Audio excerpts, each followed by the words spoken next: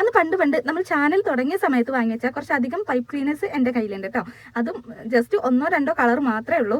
അപ്പോൾ അത് വെച്ചിട്ട് നമുക്ക് കുറച്ച് കീ ചെയിൻ ചെയ്തെടുക്കാം. അപ്പോൾ ഇന്നത്തെ നമ്മുടെ ഫസ്റ്റ് കീ ചെയിൻ ആണ് ഇത്. നിങ്ങൾക്ക് ഇത് ഇഷ്ടപ്പെടുകയാണെങ്കിൽ നമ്മുടെ ചാനൽ ഒന്ന് സപ്പോർട്ട് ചെയ്യാൻ മറക്കരുത് കേട്ടോ. പിന്നെ വരുന്ന വീഡിയോസൊക്കെ ഏകദേശം സെയിം കളർ വെച്ചിട്ടുള്ളത് തന്നെ ആയിരിക്കും. അപ്പോൾ അതിലൊരു ബോറടിയും വേണ്ട. കളർ ഏതായാലും കുഴപ്പമില്ലല്ലോ, നമുക്ക് നമ്മുടെ കാര്യം നടന്ന പോരെ. പിന്നെടാ, നിങ്ങളോട് മാത്രമായിട്ട് എനിക്കൊരു കാര്യം പറയാനുണ്ട്.